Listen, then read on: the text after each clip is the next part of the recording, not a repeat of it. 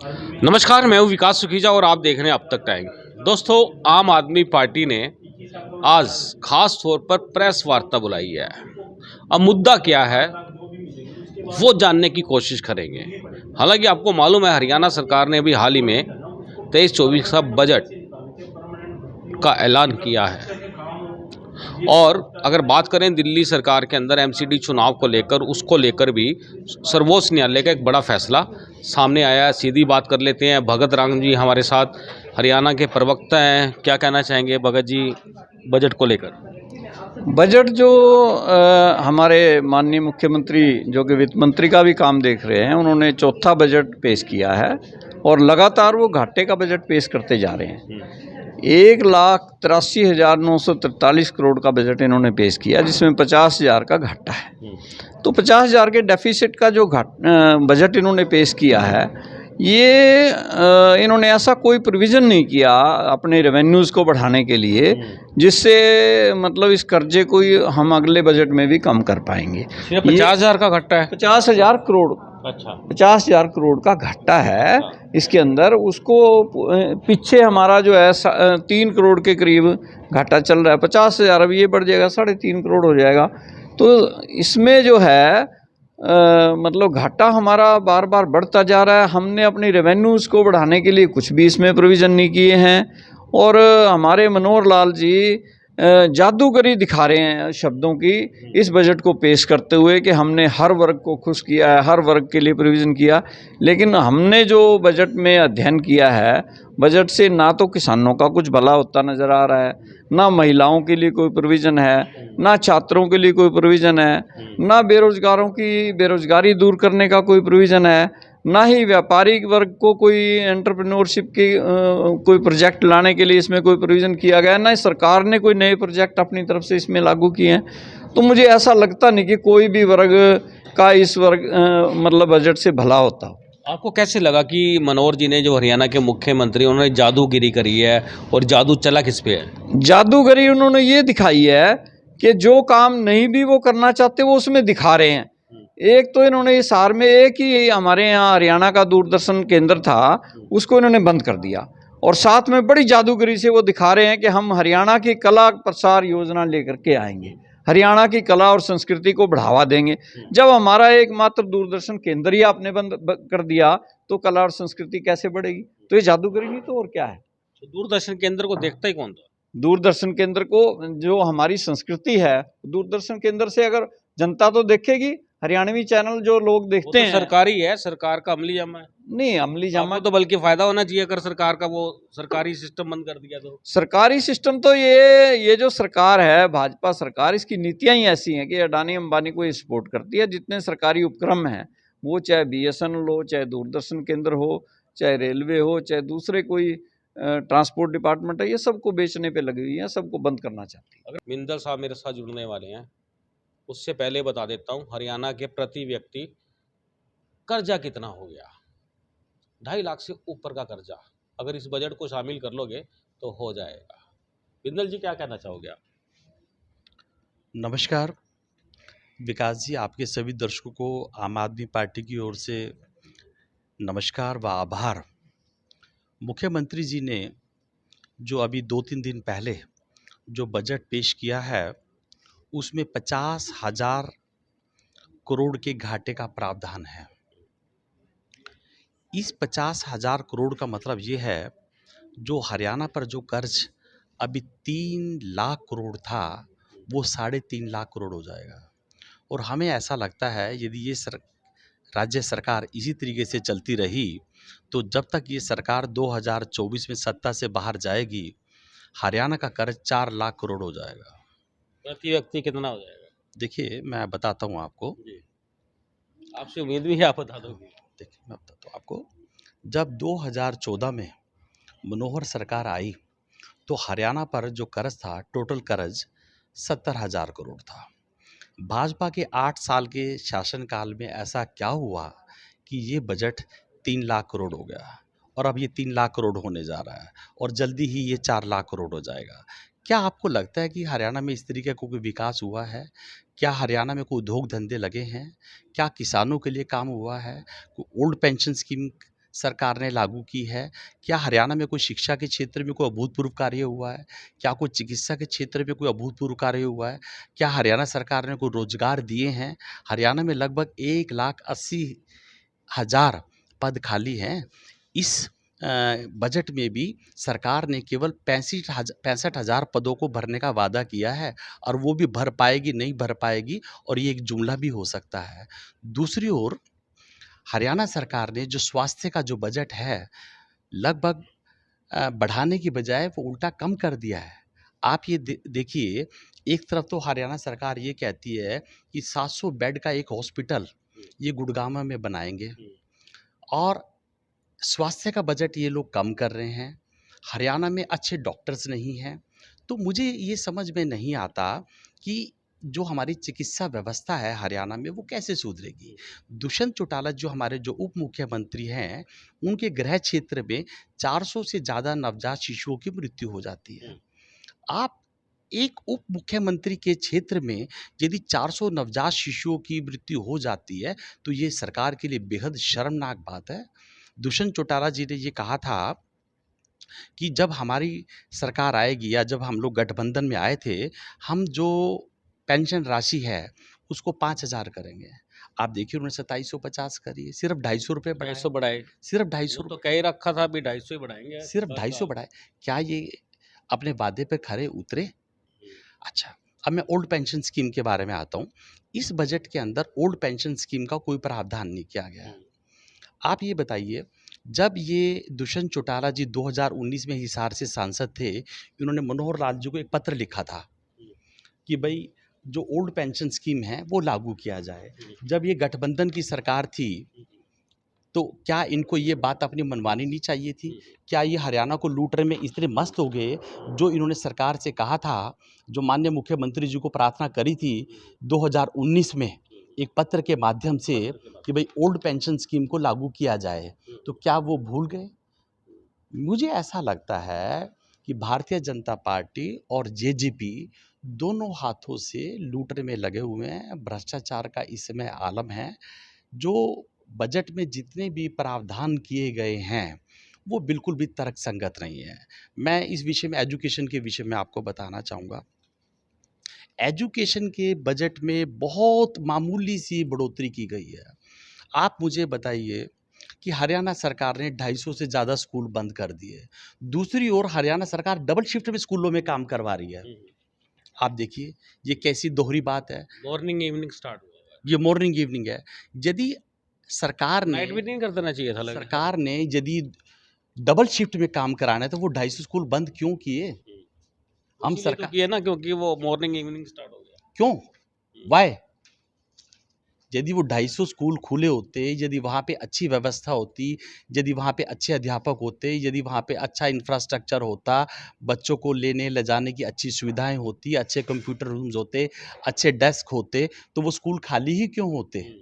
तो इससे सरकार की कार्यशैली पर प्रश्न चिन्ह लगता है। हरियाणा के जो शिक्षा मंत्री हैं, कितने पढ़े लिखे हैं, वो बात जनता से छुपी हुई नहीं है। जो आदमी पता नहीं 10वीं पास है या नहीं है, वो शिक्षा के क्षेत्र में क्या हरियाणा में विकास करेगा, आप काम इस तो बात का काम तो अंदाजा ब्यूरोक्रेट्स लगाया कर जा रहे हैं सकता ना। है। तो फिर काम तो शिक्षा मंत्री ब्यूरोक्रेट्स की कर क्या रहे हैं। जरूरत है फिर सरकार की क्या जरूरत है? ब्यूरोक्रेट्स ही काम कर लेंगे, फिर क्या जरूरत है मुख्यमंत्री चुनने की और विधायक डेमोक्रेसी कहाँ चुनने जा की? रही है? तो फिर प्रजातंत्र किसको कहते हैं? इसी को तो प्रजातंत्र कहते हैं ना।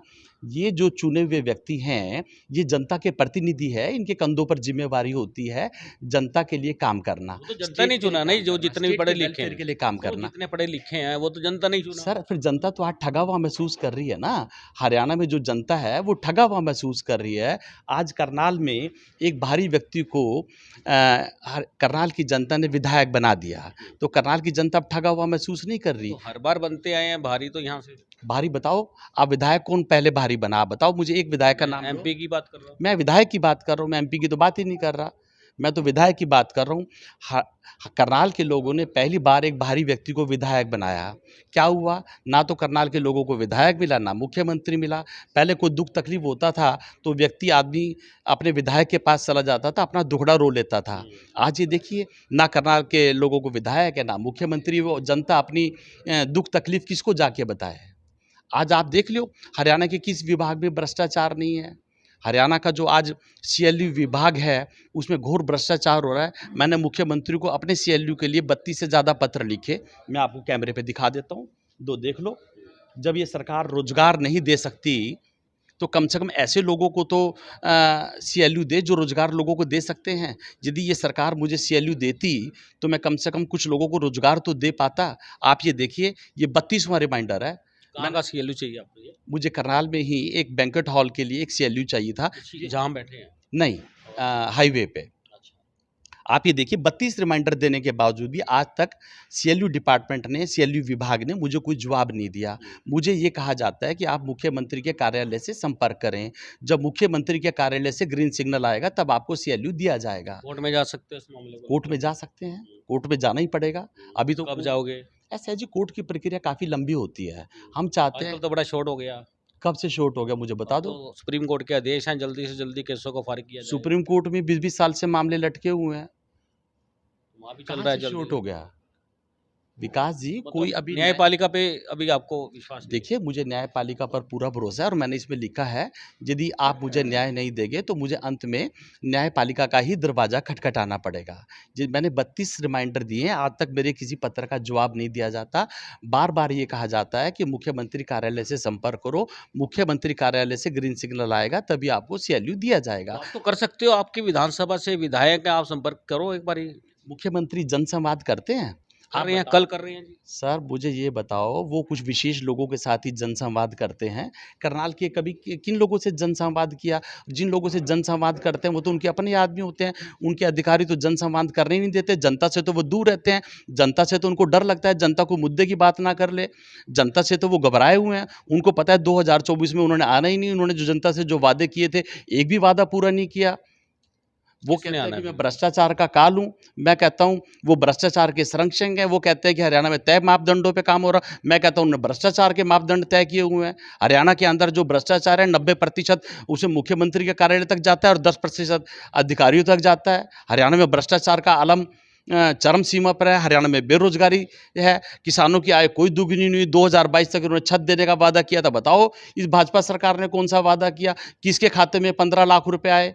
कहाँ रोजगार मिला? 2 करोड़ रोजगार जो भाजपा सरकार ने वादा किए थे, कहाँ है? ये तो जो सरकार है हिंदू मुस्लिम की राजनीति कर रही है, देश को बांट रही है, ईस्ट इंडिया कंपनी की तरह काम कर रही है। जैसे अंग्रेज लोगों की ईस्ट इंडिया कंपनी थी ना, उस तरीके से ये लोग काम कर रहे हैं। ईस्ट इंडिया कंपनी हमारे देश का पैसा लूटकर ब्रिटिश गवर्नमेंट को भेज दिया करती थी। ऐसे ही ये जो भाजपा सरकार है, जनता का पैसा लूटकर, जनता की गाड़ी कमाई पर डाका डालकर ये तो अपने साथियों को, अडानी को फायदा पहुंचा रही है।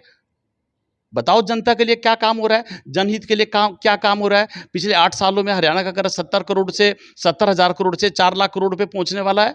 बताओ शहर में इतने कौन सा बड़े विकास बड़े हुआ? द्वार बने, गेट बने, वो कम उसमें कितना भ्रष्टाचार हुआ? वो बात किसी से छुपी हुई है? गेट से सहमत हो आप जो बने हैं? मुझे तो चलो गेट बनना बहुत अच्छी बात है, पर उसमें कितना अच्छा, भ्रष्टाचार हुआ है वो आपको पता है ना? ठीक है, इन्होंने गेट बनाए, चलो कोई बात नहीं, बहुत अच्छी बात है, पर उसमें भ्रष्टाचार कितना हुआ?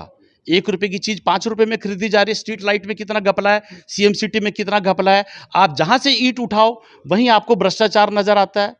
कौन सा ऐसा विभाग है जो भ्रष्टाचार नहीं है? मुख्यमंत्री जी एक विभाग का नाम बता दें जिसमें भ्रष्टाचार नहीं हो। मुख्यमंत्री के अधीन हुड्डा विभाग आता है, आप देख लो हुड्डा में कितना भ्रष्टाचार है। ये सीएलयू विभाग मुख्यमंत्री के पास है। मैंने 32 बार चिट्ठी लिख दी, आज तक किसी चिट्ठी का जवाब नहीं आया। मेरे से 50 लाख रुपए उन्होंने भरवा लिए। मेरी जो फॉरेस्ट डिपार्टमेंट की अप्रूवल थी वो भी लैप्स होगी। बताओ इसका जवाब कौन देगा? मैंने 8 साल से करोड़ों रुपए की जमीन खरीदी हुई है। बताओ। तो कोर्ट में जाना चाहिए था ना अब तक तो तो। जाएंगे ना सर कोर्ट। अब तो सरकार, हम तो ये आपको इसकी कार्यशैली दिखाना चाहते हैं कि 32 रिमाइंडर देने के बाद भी सरकार सो रही है। जनता को तो आप कम बता से रहे हो कम कि सीएम कार्यालय में संपर्क करो, कोई रिटर्न में जा रही है। सीएम कार्यालय में तो जा रही है तो रिटर्न चिट्ठियां। में कोई जानकारी? ये सीएम कार्यालय में भी तो जा रही हैं चिट्ठियां। बताओ सरकार ने क्यों नहीं संज्ञान लिया? ये तो जो विभाग है मुख्यमंत्री के अधीन आता है। आपको नहीं लगता कि मुख्यमंत्री को इसकी जानकारी होगी? तो मुख्यमंत्री की कार्यशैली क्या है? यदि कोई व्यक्ति 32 बार रिमाइंडर देता है तो और उसके रिमाइंडर्स पे काम नहीं होता, क्या मुख्यमंत्री के जो अधिकारी हैं इतने निकम्मे मुख्यमंत्री को बताते नहीं कि आपके गृह क्षेत्र में एक व्यक्ति आपको 32 बार रिमाइंडर दे चुका है और आपने अभी तक उस पे उसके ना तो उसके पैसे वापस करे, ना ही आपने उसको सैल्यू दिया? ये किस प्रकार की कार्यशैली है? इतने आप पैसे जो उनने- बैंक्वेट बनाना चाहते हैं, कितने लोगों को रोजगार मिल सकता है उससे? सर उसमें कम से कम 100 लोगों को तो रोजगार मिलेगा। सरकार तो रोजगार दे नहीं रही। कम से कम जो प्राइवेट लोग हैं, जो इंडस्ट्री लगाना चाहते हैं, कम से कम उनको तो सीएलयू दें, और रियायती दरों पर लोगों को सीएलयू देना चाहिए। या तो सरकार यहाँ पे उद्योग धंधे लगाए, फॉरेन इन्वेस्टमेंट आए। आप बताओ करनाल में कितने उद्योग धंधे आए, करनाल में कितने लोगों को मुख्यमंत्री जी ने सीएलयू दिया। यहाँ पे तो लोगों का रोजगार उजाड़ा जा रहा है। अभी यहाँ पे अमित शाह जी आए थे, लगभग 4000 परिवारों का रोजगार उजाड़ दिया। उनका उड़न खटोला उतरना था वहां पे। मुख्यमंत्री जी अनाज मंडी गए थे, वहां पे 4 खोखे जो बेचारे अपना, जिनके आजीविका का केवल वही साधन था, वहां मुख्यमंत्री जी को उड़न खटोला उतरना था, वहां पे लोगों का रोजगार छीन लिया। ये सरकार जब रोजगार दे नहीं सकती तो इस सरकार को रोजगार छीनने का भी कोई अधिकार नहीं है। मैं ये अंत में ये कहना चाहता हूं, इस सरकार ने ये जो बजट पेश किया है, ये किसी के भी हित में नहीं है। ना ये किसान के हित में है, ना ये किसी कर्मचारी के, ना ये किसी छात्र के, ना ही व्यापारी के, ना कर्मचारी के, किसी के भी हित नहीं है, हित में नहीं है। ये तो 2024 के चुनावों को देखते हुए जुमलों का पिटारा है। और सरकार के खुद के हित में है। ये तो नेचुरली जो सरकार के जो अधिकारी हैं और जो सरकार के मंत्री हैं, उनके हित में है। बजट का दूसरा नाम ही मैं तो कहूंगा भ्रष्टाचार है। चलिए दोस्तों, आखिरी प्रश्न पूछ लेते हैं, जरूरी है। बिंदल साहब कल मुख्यमंत्री जी करनाल में आ रहे हैं, जन सुनवाई करने वाले हैं, आप वहां मिलोगे उनसे जाकर? वो विपक्ष के नेताओं से नहीं मिलना चाहते। हमारी तो आवाज आपके माध्यम से जा ही रही है। तो आप कोशिश तो करो कल मिलने की। मुझे क्या जरूरत है मुख्यमंत्री से मिलने की? मैं आपके माध्यम से आवाज पहुंचा रहा हूं। आप बोलो CLU चाहिए आज हमने प्रेस कॉन्फ्रेंस, मुख्यमंत्री जी को 32 चिट्ठियां दिखाई नहीं देती? मुख्यमंत्री जी के जो वहां पे डायरेक्टर हैं, जो अधिकारी हैं, वो मुख्यमंत्री जी को रिपोर्ट नहीं सौंपते। मुख्यमंत्री जी की ये कार्यशैली है। मुख्यमंत्री जी पूछते नहीं कि आज आपने किन किन लोगों को सैल्यू दिया, 1 महीने में कितनी सैल्यू दिए, और साल में कितनी सैल्यू दिए, और 8 साल में कितनी सैल्यू दिए। मुख्यमंत्री जी के सीएलयू के विभाग में जो परसेंटेज है भ्रष्टाचार की, वो तय है। मैंने जो वो उनकी भ्रष्टाचार का जो रकम है वो नहीं अदा करी, इसलिए मेरा सीएलयू रोका गया। मांगा आपसे एक पैसा मुझे इनडायरेक्ट टेबल जब वो ये कहते हैं कि मुख्यमंत्री कार्यालय से संपर्क करो, वहां से चिट लेकर आओ, उसका क्या अभिप्राय है? जब मेरे सारे कागज पूरे हैं, या तो मुझे बताया जाए कि भाई आपके ये कागज पूरे हैं। सर जब ये आखिरी पैसे भर दिए जाते हैं तो उसके बाद जो सीएलयू हफ्ते 10 दिन के अंदर आ जाता है। मात्र एक सिर्फ कागज का टुकड़ा जिस पे लिखा जाता है कि आपको सीएलयू प्रदान किया जाता है, सिर्फ साइन होना बाकी रह जाता है। यदि मुख्यमंत्री के कार्यालय से संपर्क करो, इसका सीधा सीधा मतलब यह है कि मुख्यमंत्री के कार्यालय में जाओ और बेड चढ़ा के आओ, मुख्यमंत्री जी की आरती उतार के आओ और उनके अधिकारियों की आरती उतार के आओ। इसका सीधा सीधा मतलब ये है, और ये कार्यालय मुख्यमंत्री के अधीन आता है। मैं आपके माध्यम से पूछना चाहता हूं कि पिछले 8 वर्षों में बताया उन्होंने अपने गृह क्षेत्र में कितने लोगों को सीएलयू दिया? बताएं मुख्यमंत्री जी कितने उद्योग धंधे लगे, कितनी यहाँ पे फॉरेन इन्वेस्टमेंट आई? मुख्यमंत्री जी कह रहे थे यहाँ पे एक्सपोर्ट हब बनेगा, प्रिंटिंग हब बनेगा। बताओ कौन सा एक्सपोर्ट हब बना यहाँ पे? कौन सा हवाई अड्डा बना? मुख्यमंत्री जी कहा करते थे कि करनाल से यमुनानगर की रेलवे लाइन बिछाएंगे। बताओ कौन सी रेलवे लाइन बिछाई? रैपिड मेट्रो का क्या हुआ? वो तो प्रोसेस में है ना जी। अरे सर कितने साल लगेंगे? 8 साल तो हो गए, 80 साल लगेंगे क्या? अभी तो बात हुई है ये वाली। सर कैसी बातें कर रहे हो? ये तो जब अरविंद शर्मा जी थे उस समय से बातचीत चल रही है। पहले अरविंद शर्मा जी कांग्रेस में, आज भाजपा में आ गए हैं। ये तो पिछले 8 वर्षों से बातचीत चल रही है। कहाँ है वो रैपिड मेट्रो? कहाँ है वो करनाल से यमुनानगर का रेलवे लाइन? बताओ कहाँ है करनाल में एयरपोर्ट? करनाल में कहाँ है एक्सपोर्ट हब? बताओ कौन से उद्योग धंधे लगे करनाल में? सीएम सिटी का क्या हाल है? सीएम सिटी में कितनी करप्शन है? बताओ आप, करनाल में हुआ क्या है? आपके कल्पना चावला का क्या हाल है? बताओ जरा। मुख्यमंत्री जी ने अभी पिछले दिनों कहा था कि इसमें एक्सपेंशन की जाएगी। कौन सी एक्सपेंशन की गई? ना यहाँ पे उपकरण है, ना यहाँ पे डॉक्टर हैं। डॉक्टर के कितने पद खाली है जरा दिखाना, मैं आपको पढ़ के सुनाता हूँ। करनाल में हरियाणा में कितने डॉक्टरों के पद खाली हैं? लो जी लो, डॉक्टर है नहीं। लो जी। इलाज किसका कर रहे हैं फिर? हरियाणा में चिकित्सा विभाग में लगभग 4009 वैकेंसीज हैं। पीजीआई में 2385, करनाल कल्पना चावला में 459, सोनीपत में 473 और फरीदाबाद में 692। मुझे एक बात बताओ, जब तक ये वैकेंसीज फिलअप नहीं होगी तो अच्छी चिकित्सा सुविधा कैसे प्रदान की जाएगी? वो बजट कहाँ ठिकाने लगा रहे हैं चिकित्सा का? ये 400 नवजात बच्चे उप मुख्यमंत्री के गृह क्षेत्र में अपनी जान दे देते हैं। चाचा तो कुछ बोले नहीं उनके। चाचा क्यों ने तो चोर बोला। चाचा भतीजा तो दोनों हाथों से लूट रहे हैं, दोनों मिलके। उनको पता है अमृतकाल चल रहा है। चाचा जी ने कह दिया कि अमृतकाल चल रहा है, दोबारा अमृतकाल आना ही नहीं, जितना लूट सको लूट लो। ये अमृतकाल भाजपा के लिए है। भाजपा जिसको अमृतकाल कह रही है, भाजपा के लोगों के लिए अमृतकाल है, बाकी लोगों के लिए अमृतकाल नहीं है। चलिए बिंदर साहब, आपने हमसे बात किया, बहुत धन्यवाद। धन्यवाद। दोस्तों ये अमृतकाल आपके लिए भी है। अमृतकाल CLU का धंधा पहले से चलता आ रहा है। कांग्रेस के टाइम में बड़ा बवाल मचा CLU को। अब कह गए ये CLU क्या होता है? चेंज ऑफ लैंड बोलते हैं इसको। वो लेना बड़ा ज़रूरी है। और वो कैसे मिलता है? टेबल के ऊपर से नहीं, टेबल के नीचे से मिल ही जाता है। लेकिन मनोहर सरकार में ऊपर से भी मिल सकता है यदि डायरेक्ट बात की जाए। बिंदल साहब का कहना है। दोस्तों हम चाहेंगे इस खबर को ज़्यादा से ज़्यादा शेयर कर देना। आप देख रहे हैं अब तक टाइम्स, मैं हूं विकास सुखीजा अपने साथी रिकेश निषाद के साथ। नमस्कार, जय हिंद, जय भारत।